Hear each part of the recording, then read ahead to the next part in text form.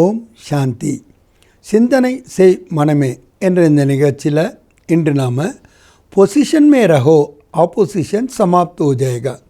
எப்போ நீங்கள் உங்கள் பொசிஷனில் இருப்பீங்களோ அப்போ ஆப்போசிஷன் எதிர்ப்பு என்பது முடிவடைந்து விடும் என்று ஒரு ஸ்லோகன் பாபா சொல்கிறார். இப்போ நம்ம பொசிஷனில் இருக்கிறதுக்கு முன்னாடி என்னென்ன ஆப்போசிஷன் என்பதை பார்த்தோன்னா நாம் எப்படிப்பட்ட பொசிஷனில் இருக்கலாம் அப்படிங்கிறத தெளிவாக தெரிஞ்சிக்க முடியும். முதல்ல சங்கமயுகத்தில் நமக்கு கிடைத்திருக்கக்கூடிய ஒரு அரிய பொக்கிஷம் என்று சொல்லலாம். அல்லது நம்மளுடைய முயற்சியினுடைய பலன் இல்லாமல் பாபா நமக்கு ஆசீர்வாதமாக கொடுக்கறது எதுனா ஒரு உயர்ந்த மனநிலை, ஒரு ஸ்திதி. நம்மளுடையது ஏக்கரசாக ஆடாத அசையாததாக ரொம்ப பாசிட்டிவாக இருக்கணும். ஆக உயர்ந்த ஸ்திதியினுடைய அனுபவத்தை நாம் பெற வேண்டும்.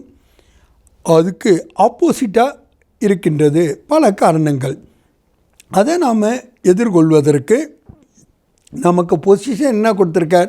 நீங்கள் எப்போதுமே சமானத்தில் இருங்க, நீங்கள் எல்லோருக்குமே சம்மான் கொடுப்பவர்களாக இருங்க, நீங்கள் எப்போதுமே முக்தாக இருங்கள், வீணானவற்றிலிருந்து விகாரங்களிலிருந்து மற்றும் அனைத்து விதமான நெகட்டிவிட்டிஸிலிருந்து பந்தனங்கள்லேருந்தும் நீங்கள் முக்தி அடைந்தவர்களாக இருங்கள். அப்போ ஆட்டோமேட்டிக்காக என்னாடுவோம், நம்ம உயர்ந்த ஸ்திதியில் நம்ம இருக்க முடியும். இரண்டாவது, நாம் வளர்ச்சி அல்லது முன்னோக்கி செல்லுதல். இதுக்கு ஒரு தடையாக இருக்கின்றது அப்போசிஷன். அப்படின்னா அது என்னென்ன அப்படின்னு பார்த்தோன்னா, ஒன்று நம்மளுடைய தீய குணங்களாக இருக்கலாம், அல்லது நம்மளுடைய பலவீனங்களாக இருக்கலாம். சூழ்நிலைகள் மாறும்பொழுது நாம் ஏமாற்றத்தையும் எதிர்கொள்ளுகின்றோம். நேரத்தில் நமக்கு சகயோகம் கொடுக்காட்ட கூட நம்மளால் முன்னேற்றத்தை அடைய முடியாது. நம்மளாம் சோஷியல் பீயிங்காக இருக்கிறோம், தனியாக நம்ம சன்னியாசியே இல்லை. ஆக சேவை என்ற மைதானத்தில் வரும்போது நம்மளுடைய சுய முன்னேற்றத்திற்கும் சில தடைகள் வரத்தான் செய்கின்றன.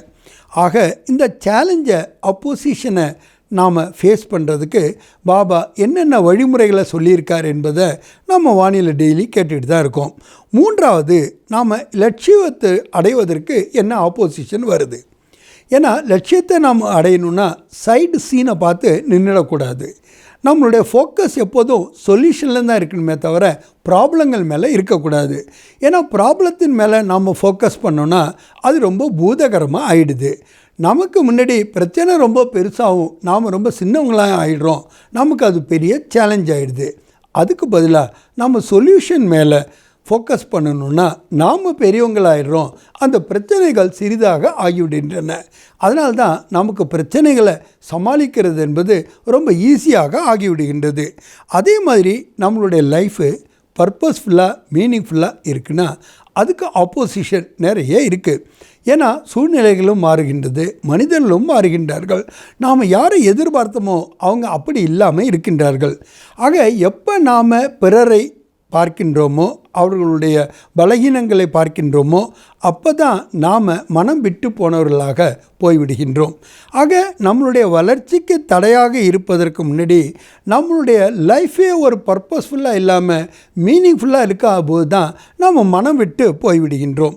ஆக நாம் லட்சியத்தின் மீது கவனம் வைத்து நம்மளுடைய நடவடிக்கைகளில், தினசரி நடவடிக்கைகளில் பாபா கூறிய ஸ்ரீமத் படி அனைத்தையும் நாம் கடைபிடித்தாலே போதுமானது, ஒரு மெயின்டைன் பண்ணாலே போதுமானது.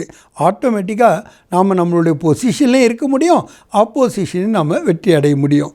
ஏன்னா தேர்வு எழுதாமல் நம்மளால் பாஸ் ஆக முடியாது, நாம் சண்டை போடாமல் யுத்தம் பண்ணாமல் வெற்றியும் அடைய முடியாது. ஆனால் இறுதி வரைக்கும் நமக்கு தேர்வு வந்துட்டு தான் இருக்குது. ஆனால் எல்லாத்துலேயும் நம்ம பாஸ் ஆனராக ஆக வேண்டுமென்றால் அதற்கான நியமங்கள் படி நம்ம நடந்தாலே போதுமானதாக இருக்கின்றது.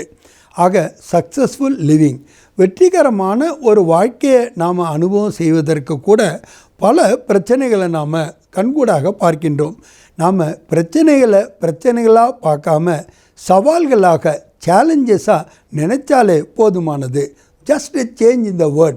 ப்ராப்ளம்னு சொல்கிறதுக்கு பதிலாக இட் இஸ் a சேலஞ்ச் அப்படிங்கும்போது I can easily win over, என்னால் சுலபமாக வெற்றி அடைய முடியும் என்ற தன்னம்பிக்கை உடையவர்களாகவும் இறைநம்பிக்கை உடையவர்களாகவும் ஆகிவிடுகின்றோம். பாபா என் கூட இருக்கின்றார், என்ன ஒரு பெரிய பிரச்சனை, பாபா என் கூட இருக்கும்போது எதுவுமே எனக்கு சாத்தியம்.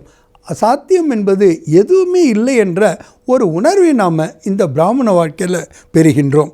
அதே மாதிரி தான் பாபா சொல்கிறாங்க, செல்ஃப் அக்செப்டன்ஸ், சுயத்தை நாம் பெருமையில் இருக்கிறதோட தன்னைத்தான் நாம் ஏற்றுக்கொள்பவர்களாகவும் நாம் இருக்க வேண்டும்.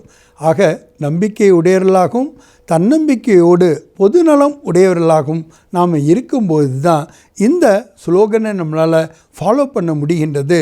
பொசிஷனில் இருந்தால் ஆப்போசிஷன் முடிவடைந்து விடுகின்றது என்று. ஆக இறுதி வரைக்கும் நம்ம பாபாவுடைய ஒபீடியன்ட் சர்வெண்ட்டாக இருக்கின்றோம். பாபாவுடைய உண்மையான மாணவனாக, காட்லி ஸ்டூடெண்ட்டாக இருக்கின்றோம். பாபாவுடைய சிறுமத்திப்படி நடக்கின்ற ஹானஸ்ட் குழந்தைகளாகவும் இருக்கின்றோம். ஆக நாம் நம்மளுடைய வாழ்க்கையில் ஒவ்வொரு நொடியையும் கூட மதிப்பு வாய்ந்ததாக அனுபவம் பண்ணுவதற்கு இந்த ஸ்லோகனை நம்ம ஃபாலோ பண்ணுறோம்.